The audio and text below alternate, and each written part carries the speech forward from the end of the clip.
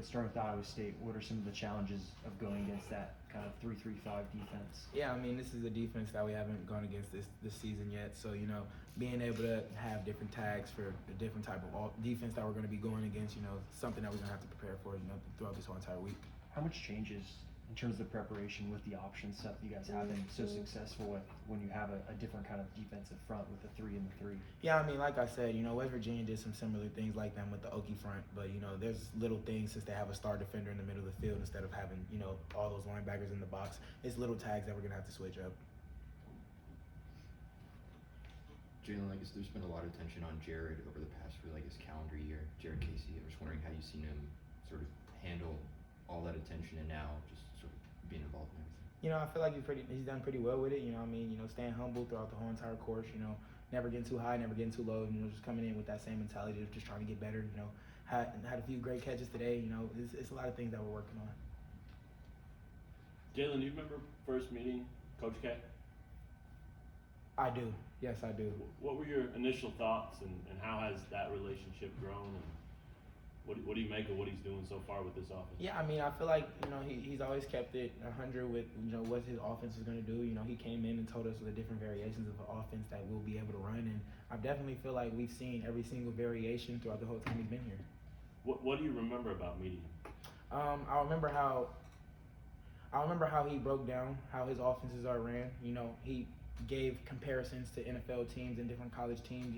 Showed us a few clips of what he puts a big emphasis on different type of play calls, what would be the main plays that we would be running. So, definitely I feel like he's done a great job since he's gotten here. Did you have the feeling right away that this could be fun? Because it looks like you guys are having fun. He's having fun up there. You're having fun on the field. I mean, did you have that vibe right away? Yeah, I mean, that was my third offense, since I've gotten here. So, being able to see the type of stuff that he was doing reminded me a little bit of what I used to do in high school, but instead of just being under center, we're doing it in, pistol and gun and everything like that. So, it definitely gave me some flashbacks.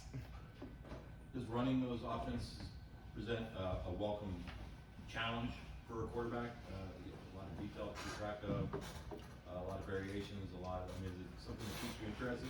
Yeah, I mean, it definitely keeps me interested. But, as a quarterback, you're supposed to know all of that type of stuff. So, I mean, I wouldn't say that it would be hard or anything like that, because knowing the playbook is like knowing your first and last name as a quarterback, honestly. So, you have to put yourself in that situation. You have to be able to go into the film room, get that extra work in, make sure you're getting extra tips from your coaches when you need it.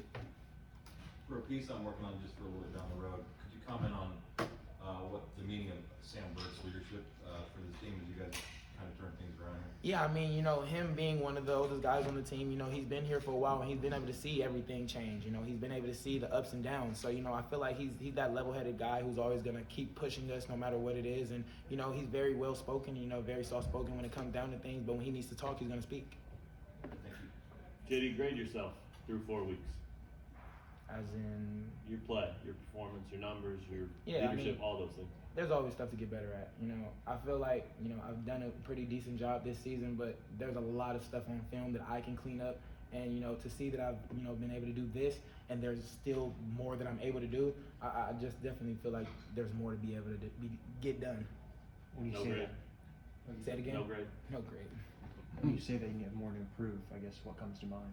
Yeah, I mean, staying on one in the progression, always being able to get better in my pocket presence.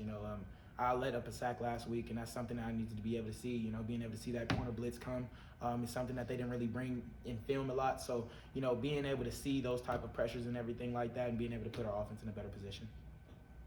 When we talked to Coach Lockwood yesterday, we talked about the Iowa State game last year being kind of a humbling experience.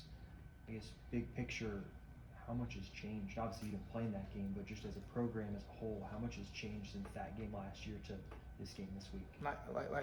Like our coaches put a big emphasis on this, going in with that winning mentality, not being hopeful to win, going in with we're going to come out with a win mentality, confidence in the system, confidence in everything that we're doing.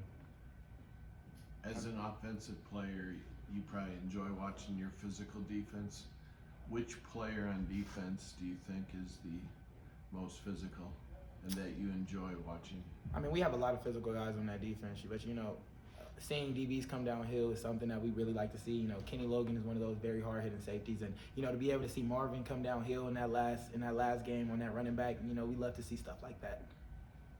When you talk about not hoping to win, expecting to win, how does that manifest itself over the course of a week? Yeah, I mean, you know, if you go in with any negative mentality, no matter what you're doing, you might mess up on something. But if you go in with that, all right, I'm gonna get this done. I'm gonna be on my P's and Q's no matter what it is. I'm just gonna try to go in and just do the best I can.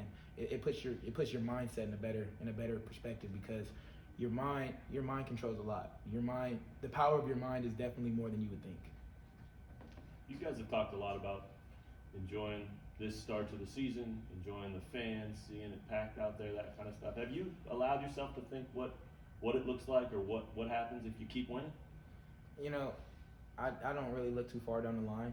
I like to, you know, play week by week, game by game, you know, day by day, especially with my preparation.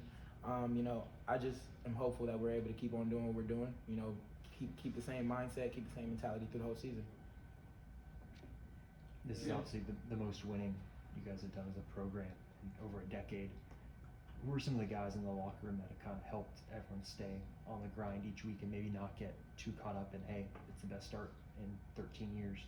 You know, I'd say that we're all pretty much doing that. You know, we know where we came from. You know, there's a lot of guys in that locker room who have been here over the past few seasons, who have been here, you know, for a pretty long time now. And, you know, to be able to see that we're able to do what we're doing now, it definitely humbles us, because we know where we came from. We know we've been the underdogs for most of the season. We've been the underdogs, you know, for these past few years. So, you know, it just puts us in that mindset that we always have a chip on our shoulder no matter what the situation is. How much do you guys talk about not being ranked or getting national attention or any of that stuff? Does it come up at all? Not really. I mean, probably when it first came out, we were just like, oh, okay, well, looks like we have to keep on doing more. So it's not something that we really harp on. It's not something that we really think about in the locker room. And that just means that we have to keep on doing what we're doing. You know, just keep getting better, keep on trying to win games. Jalon, what have you experienced on campus in terms of reception, excitement for what's happening with this program?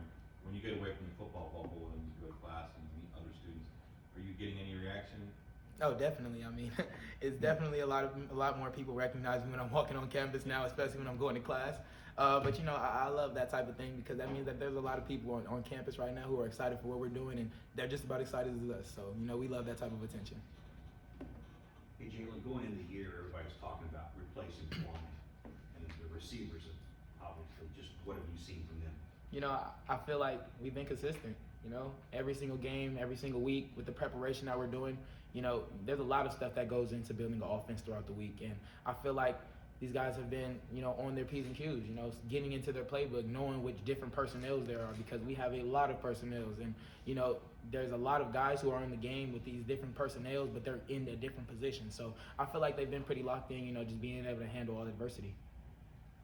On the topic of the wide receivers, I guess looking at Iowa State and cornerbacks, do you feel like this is the best kind of cornerback tandem you guys have played against this year? Yeah, I mean, like I said, you know, they have a very well defensive scheme. You know, they have the ability to be able to put their DBs in a lot of good positions, you know, especially with that star safety being in the middle of the field. Like I said, you know, it's not a regular coverage. They have the ability to have multiple coverages on different sides of the field. And, you know, to be able to have those type of things, you know, it could put a lot of confusion on the offense. Anything else for Jalon?